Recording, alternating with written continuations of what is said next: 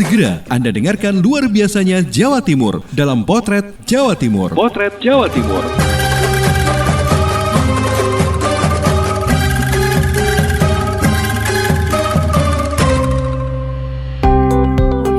Halo sahabat, Jawa Timur memang luar biasa. Mulai dari tempat wisata, kuliner, event budaya, UMKM, dan masih banyak lagi yang luar biasa dari Jawa Timur. Nah, setiap Sabtu dan Minggu, luar biasanya Jawa Timur akan hadir setiap jam 8 pagi dan 4 sore di program Potret Jawa Timur. Menelusuri jejak Kerajaan Majapahit di Sidoarjo mengarah pada beberapa situs struktur bangunan candi. Sebagian besar bercorak klasik Hindu, salah satunya Candi Tawang Alun. Berada di Buncitan Sedati dekat dengan Bandara Juanda Sidoarjo. Didi Yunarto, Suara Sidoarjo yang punya cerita.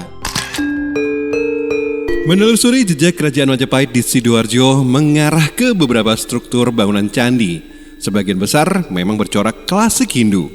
Salah satunya Candi Tawang Alun. Candi Tawang Alun berada di Buncitan Sedati dekat dengan Bandara Juanda Sidoarjo. Memang, keberadaan Candi Tawang Alun tidak sepopuler Candi Pari karena situs ini dulunya terendam cukup lama. Ini seperti dikatakan oleh Ahmad Saiful Munir, penjaga di situs Candi Tawang Alun. Ika wonten tepate Dusun Kampung Baru Buncitan, Kecamatan Sedati, Kabupaten Sidoarjo.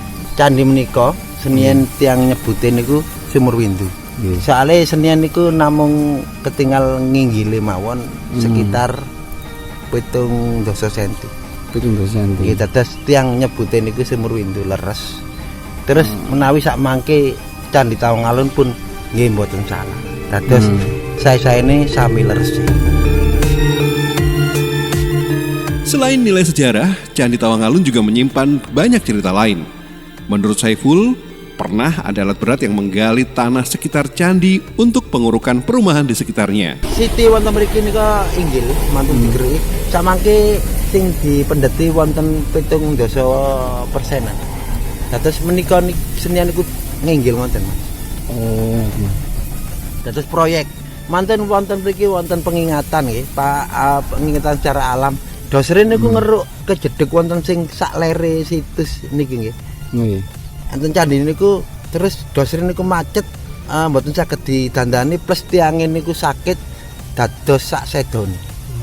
Wonten pengingatan alam nggih, katat yang mendet botoe mantun diken wasulaken terus digepuki lha. Nggih, mboten pamit nggih. Niki saderenge wonten penangan saking BPD.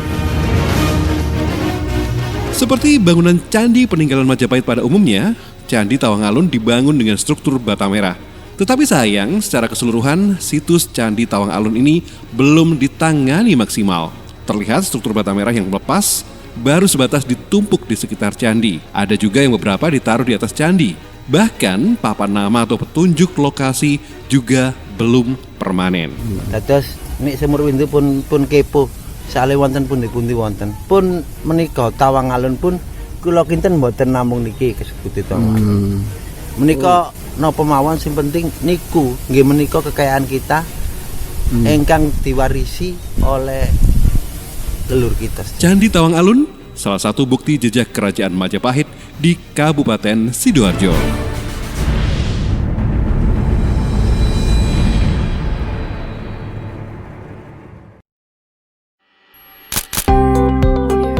Di wilayah Blitar, ada sebuah candi yang pernah menjadi tempat persinggahan Prabu Hayam Wuruk, Raja Majapahit. Bahkan disebut juga dalam kitab Majapahit, Negara Kertagama. Risma Erina, Persada Kabupaten Blitar, yang bercerita.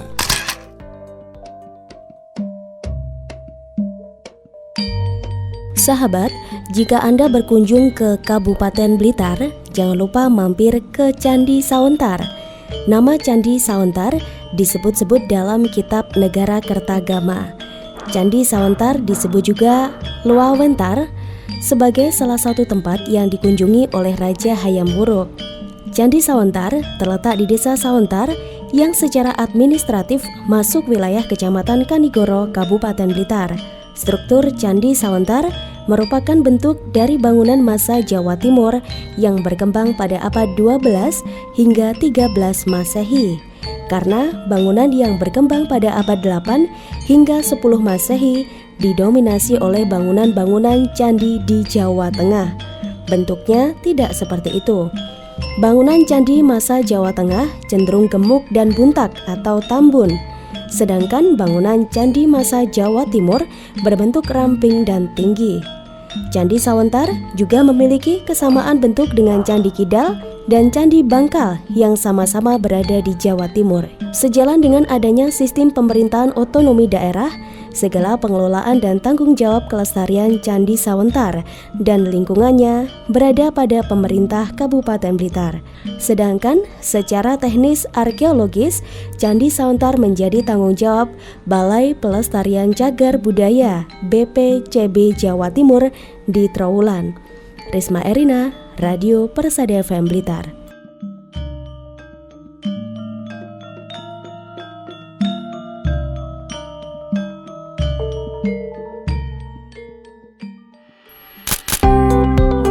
Masih berbicara tentang peradaban, terutama perkembangan budaya di Jawa Timur. Ada beberapa situs peninggalan budaya masa lalu tersebar di Jawa Timur, seperti yang baru-baru ini ditemukan di Nganjuk. Diperkirakan peninggalan dari zaman Megalitikum. Agustin Merdekawati, RSL Nganjuk, yang berbagi cerita.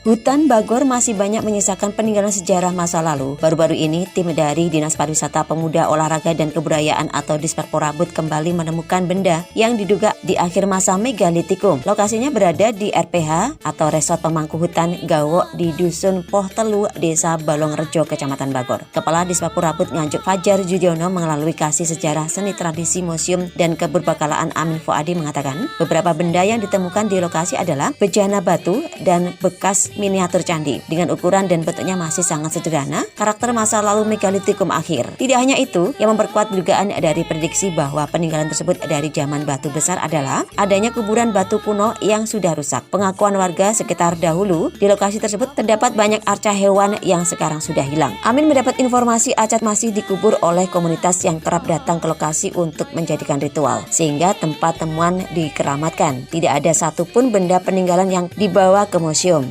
Selain dikeramatkan warga, Amin mengaku benda yang ada di tengah hutan Bagor sangat besar, tidak kuat bila ia mengangkut benda hanya satu orang, dan berharap warga yang kerap ke lokasi tetap menjaga benda-benda tersebut dan tidak perlu dilakukan perusakan. Dari benda-benda yang ditinggalkan, Amin menafsirkan di lokasi dulunya digunakan untuk tempat ibadah, kemungkinan ada seorang yang ditokohkan. Amin memprediksi zaman Megalitikum akhir bukan hanya dari goresan yang tidak beraturan di bebatuan, karena di sekitar temuan bejana ditemukan tumpukan batu bata yang bentuknya masih tidak beraturan. Batanya lebih kecil jika dibandingkan dengan bata-bata yang ditemukan di Kedung Boto di hutan Bagor. Jarak temuan bejana batu dengan struktur bata di Kedung Boto sekitar 5 km. Menurut Amin, dua lokasi tidak berkaitan, berada di masa yang berbeda karena di dekat bejana batu ada bata yang ukurannya kecil tidak beraturan, sehingga bisa disimpulkan jika masa akhir Megalitikum atau awal masa klasik. Dari Agustin Merdekawati, Suara Anjuk Ladang Anjuk.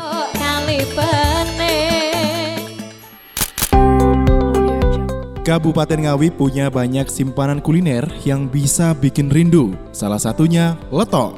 Letok adalah sejenis pecel dengan sayuran rebus, tetapi sausnya bukan berbahan kacang, tapi dari olahan tempe busuk. Mungkin di daerah lain lebih familiar disebut sambal tumpang. Salah satu yang legendaris di Ngawi, letok Mbah Jan. Renata Surya, Suara Ngawi.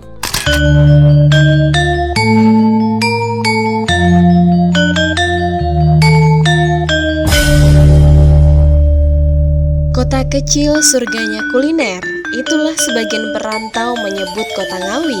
Banyak macam kuliner khas yang membuat perantau kangen pulang ke Ngawi. Salah satunya ialah kenikmatan rasa yang tidak bisa didapatkan di kota lain, ialah letok. Apalagi jika telah diracik oleh tangan yang tepat. Letok Mbah Jan salah satu yang terkenal di Ngawi. Meskipun di Ngawi banyak sekali penjual letok lainnya, namun warung letok Mbah Jan selalu ramai pembeli. Makanan letok hanya disebut oleh orang Ngawi saja. Di kota lain menyebutnya dengan sambal tumpang dan hanya dijadikan lauk pendamping. Namun di Ngawi, letok disajikan sebagai mahkota lezat di atas nasi hangat mengepul beralaskan daun jati maupun daun pisang. Terbayang nikmatnya kan? Hampir semua warga Ngawi mampu membuat menu letok sendiri dan merajai di meja makan, membuat siapapun tak mampu menahan lapar. Bahan dan bumbu yang mudah didapat membuat letok mampu dibuat siapa saja. Kelezatan letok Mbah Jan pun tak kalah populer. Belasan tahun berjualan pun tak mengurangi pelanggan yang datang. Bahkan andalan para perantau. Catat ya, harus datang pagi, karena jika kesiangan sekitar pukul 10 terkadang sudah kehabisan loh. Letok memang sangat menggoda, apalagi ketika dicampur dengan tahu pong, daging, kikil, koyoran, iso, ataupun babat. Semakin meliuk-liuk di lidah pecinta kuliner tradisional. Dan bahkan jika letok sering dihangatkan atau untuk dimakan esoknya, akan semakin nikmat rasanya. Untuk Anda yang sudah tidak tahan membayangkannya, silahkan langsung saja datang ke Kota Ngawi. Pastikan jangan kesiangan ya, karena nikmatnya letok dimakan ketika pagi hari. Buktikan saja ya sahabat. Saya Renata Surya, Suara Ngawi.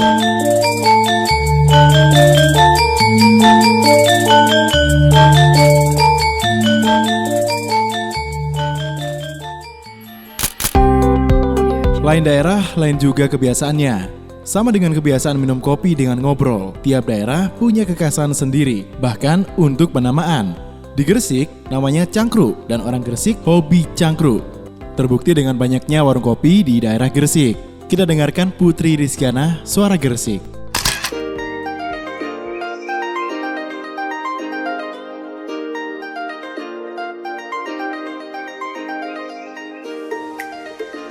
Ngopi dan cangkruk, bukan kota Gresik namanya jika tidak ngopi dan nyangkruk. Jika sahabat datang ke kota Gresik, sahabat akan menjumpai berbagai warung kopi memenuhi sepanjang jalan di kota Gresik. Bahkan di perumahan atau di ruko pun ada warung kopi. Bukan anak Gresik namanya kalau tidak ngopi sahabat. Ngopi pun menjadi kegiatan dalam sehari-hari. Yang datang ke warung kopi akan betah karena akan bertemu dengan banyak orang dari semua usia, membahas segala macam topik sehingga ngopi pun bisa melebihi dari 2 jam. Tidak hanya orang dewasa, remaja bahkan anak-anak pun ikut ngopi. Salah satu warung kopi yang terkenal adalah warung kopi Cakri atau dikenal dengan CR1.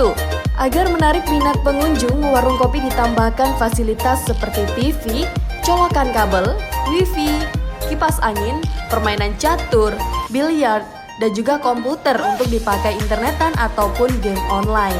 Walaupun jumlah warung kopi terbilang cukup banyak, setiap malam warung-warung tersebut tidak pernah sepi dari pengunjung yang memadati.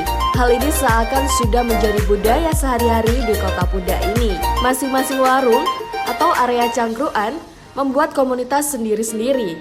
Oleh karena itu sobat, kalau bermalam dan berkunjung ke kota Gresik, belumlah cukup hanya sekedar membeli pudak, makan nasi krawuh, minum legen saja sahabat. Untuk lebih merasakan kesan yang mendalam, jangan lupa mengunjungi salah satu warung cangkruan di kota Gresik. Sobat akan mendapatkan suasana yang berbeda, akrab, dan tentu saja murah meriah. Saya Putri Rizkyana, Suara Gresik untuk Potret Jawa Timur.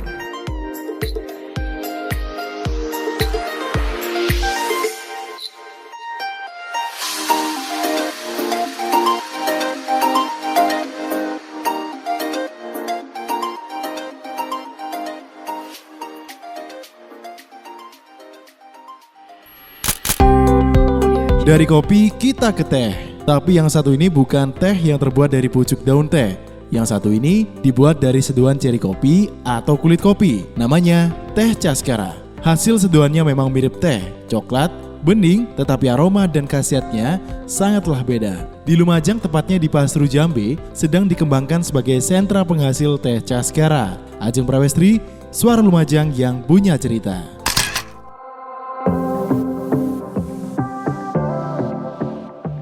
Berbicara mengenai kopi, tentu banyak orang yang tahu. Namun, banyak yang belum tahu bahwa teh kopi bukan seduhan teh yang dicampur dengan kopi, melainkan minuman yang berasal dari ceri kopi atau buah atau kulit kopi.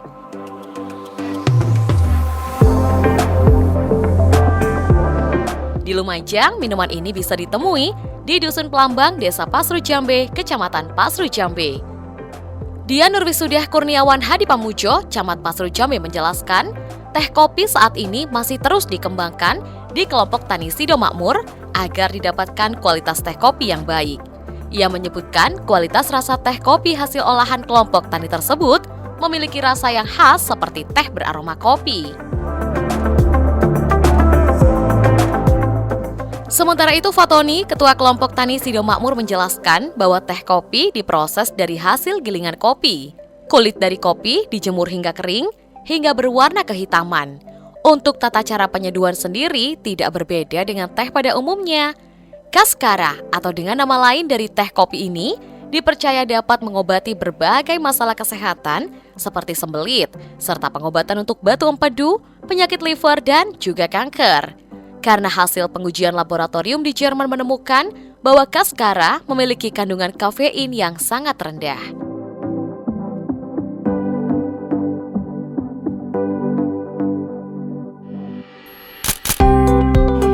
Dan masih banyak luar biasanya Jawa Timur belum terekam dalam potret Jawa Timur kali ini. Nantikan episode berikutnya setiap Sabtu dan Minggu jam 8 pagi dan 4 sore.